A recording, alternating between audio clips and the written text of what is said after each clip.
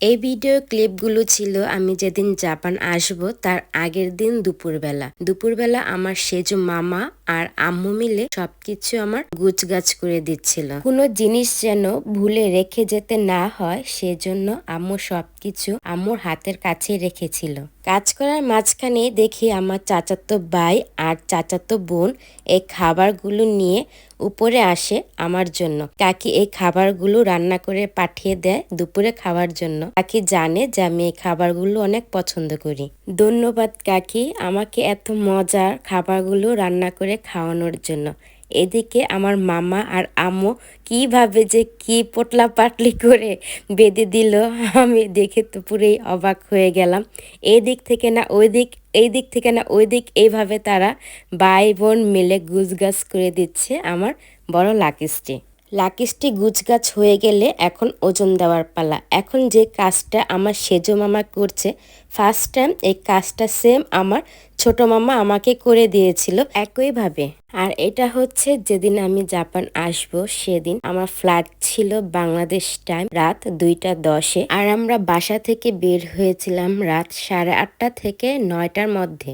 আর এই ক্লিপগুলো কার নেওয়া আমি জানি না, ক্লিপগুলো লাব্বাইক আমাকে নেক্সট টাইম সেন্ড করে পাঠিয়ে দেয়। তাছাড়া আমি এই মুহূর্তে আমার ফ্যামিলির সবার কাছ থেকে বিদায় নিচ্ছিলাম। আমার বাবার বাড়িতে আমার আব্বু প্লাস সাথে 6 ভাই, তারা টোটাল চাচাতো ভাই মিলে 7 ভাই, সবাই একসাথে থাকে। সেজন্য আমার বাবার বাড়িটা বিশাল বড়। আর এখন আমার সাথে আছে আমার আম্মু, আমার শাশুড়ি মা, আমার শ্বশুর, নানা শ্বশুর, লাব্বাইক, সেজো মামা আর ছিল আমার কাজিনরা। মাঝপথে গাড়িটির গ্যাস নেওয়া প্রয়োজন হয়।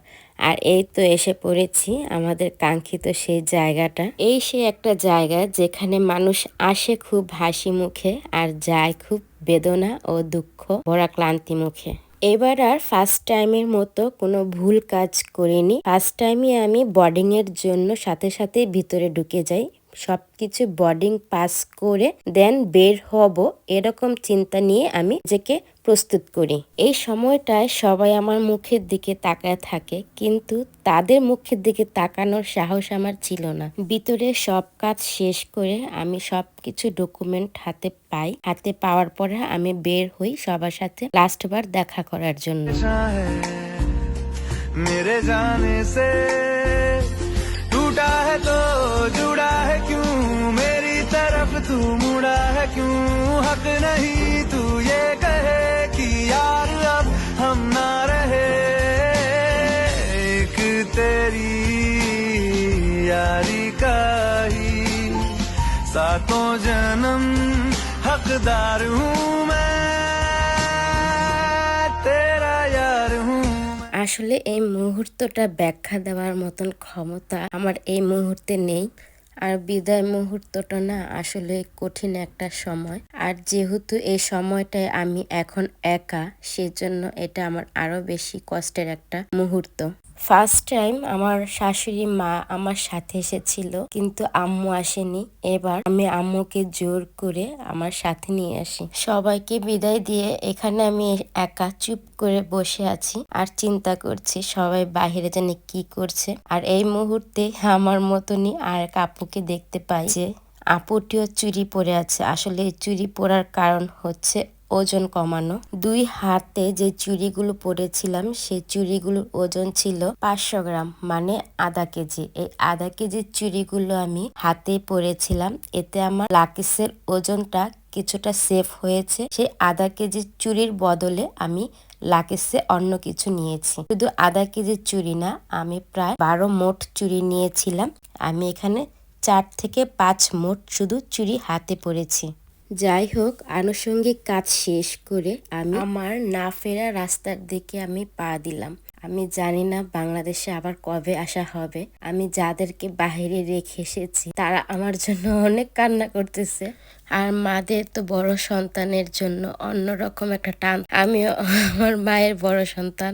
এবার আম্মুকে আমি জোর করে নিয়ে আসি। আমার আম্মুর সাথে সাথে দেখি আমার শাশুড়ি মা খুব কান্না করতেছে।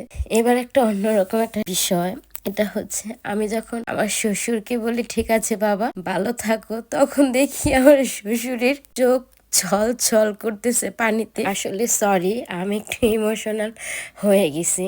আমি মেয়েটা আসলে অনেক ইমোশনাল, আবার অনেক চঞ্চল প্রকৃতির মানুষ। আমাকে যারা চিনে বাস্তবে তারাই জানে আমি কিরকম।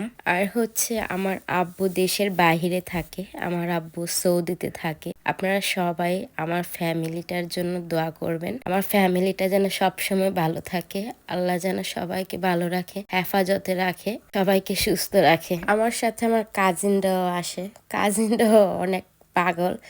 উনি আপু, উনি আপু, উনি আপু বলতে বলতে ওরাও অনেক পাগল আমার প্রতি। আর নানা শ্বশুরের কথা কি আর বলবো, নানা শ্বশুর দিনে একবার করে হলেও আমাকে ফোন দিয়ে আমার খোঁজ খবর নেয় যে আমি কেমন আছি, কি অবস্থায় আছি। কথা বলতে বলতে আমার বিমানটা অনেক উপরে উঠে গেছে। আমার ভিতরটা জানি কিরকম লাগতেছে যে আমি আমার ফ্যামিলি সবাইকে রেখে একটা মানুষের কাছে ফিরে যাচ্ছি। আর আমি মনে মনে বলতেছি, আল্লাহ তুমি আমাকে ধৈর্য দাও, তুমি আমাকে ধৈর্য দাও। 3 মাসে বাংলাদেশে অনেক কিছু স্মৃতি নিয়ে আমি আবার আমার জায়গায় ফিরে আসলাম। বিমানে ওঠার কিছুক্ষণ পরেই আমাদেরকে খাবার দিয়ে দেয়। তখন তো প্রায় 3টার কাছাকাছি বেজে যায়। আমাদেরকে এখন খাবার দেয় হালকা খাবার, যা হচ্ছে এখানে 3 রকমের ফ্রুটস ছিল, আর সাথে ছিল 1 পিস বিস্কিট। এটা হয়তো বা বাদামের বিস্কিট, আমি জানি না, আমি এটা খাইনি। আর ছিল চিকেন ব্রেড, আর একটা দিয়েছিল চকলেট মাফিন। এই ছিল আমার বিমানের খাবার। আর এই বিমানটা হচ্ছে হংকং এয়ারলাইন্সের বিমান। আমি এই বিমান দিয়ে এখন বাংলাদেশ থেকে হংকং যাব।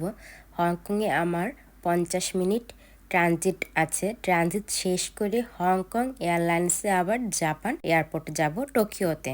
আমার তখন কোনো কিছুই খেতে ভালো লাগেনি, তাই আমি শুধু এই ফ্রুটসটাই খাই। তাছাড়া আদার্স কোনো খাবারই আমার খাওয়া হয় না। বাংলাদেশ থেকে হংকং আসতে সময় লাগে 4.5 ঘন্টা। এবারও আমার সিটটা জানালার পাশেই পড়ে। জানালার দিকে তাকিয়ে অনেক সময় আমার পার করা হয়।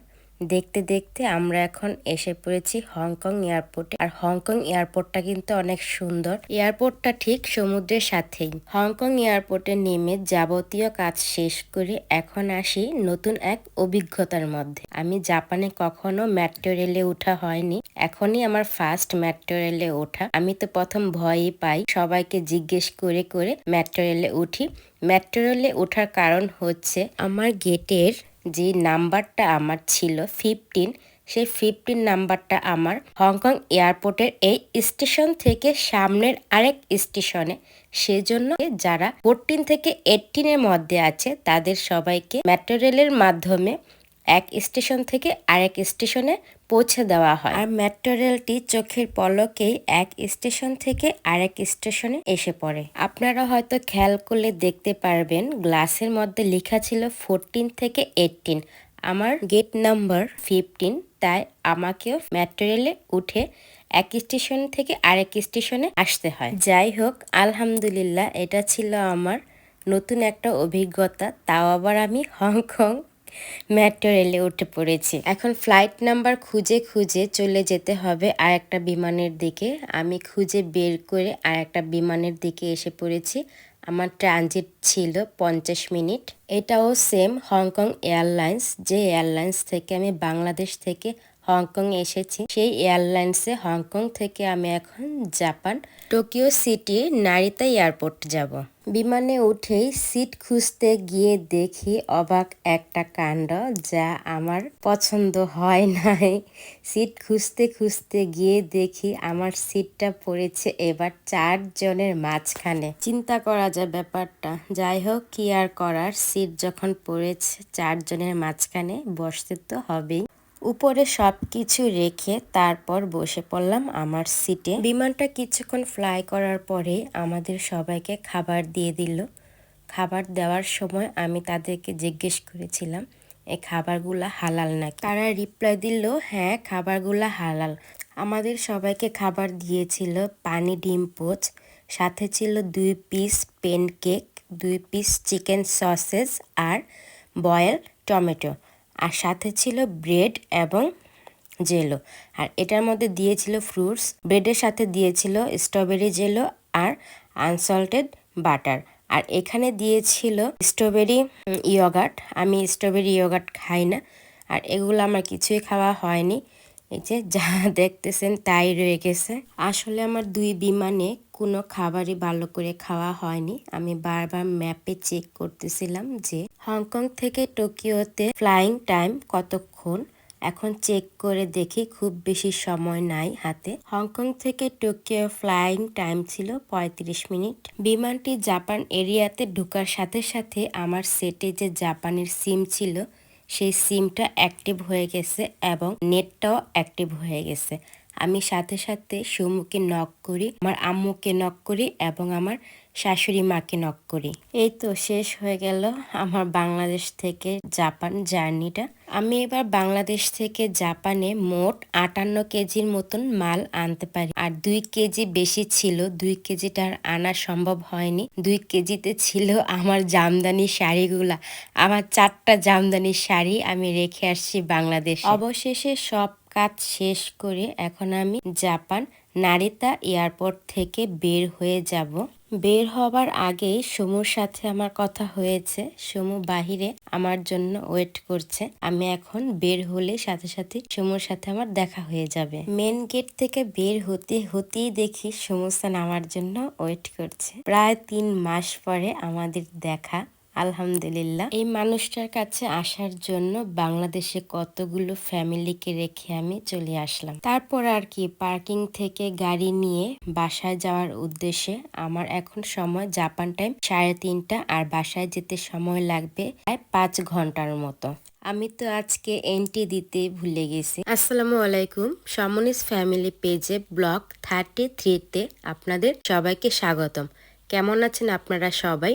আমি অনি, আলহামদুলিল্লাহ ভালো আছি। বিমান থেকে নামার পরে আমি খুব টায়ার্ড হয়ে যাই। প্রায় 12 থেকে 13 ঘন্টার মতন আমার না খাওয়া ছিল, কারণ আমি আবার গাড়িতে অসুস্থ হয়ে যাই। সেজন্য আমি বাসা থেকেই একেবারে দুপুরবেলা যে খেয়েছি, তাছাড়া আর রাত্রে খাওয়া হয়নি। শুধু এই লং জার্নিতে অসুস্থ হব বলে। বিমান থেকে নামার পরে আমরা কোনো একটা কোম্পানিতে গাড়িটাকে পার্কিং করে সেখান থেকে কিছু খাবার কিনে খাই, কিন্তু সেই খাবারটাও আমার খেতে ভালো লাগে না, তাই সেই খাবারটাও আমার খাওয়া হয় না। ডাইরেক্ট বাসার উদ্দেশ্যে আমরা রওনা দিয়ে দিই। বাসায় যেতে আমাদের আর বেশি সময় নেই, প্রায় 44 মিনিট হাতে ছিল।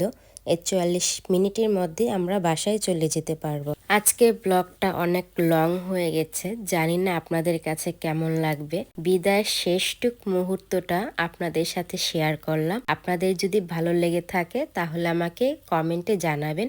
আপনাদের কমেন্টগুলো পড়তে আমি অনেক পছন্দ করি।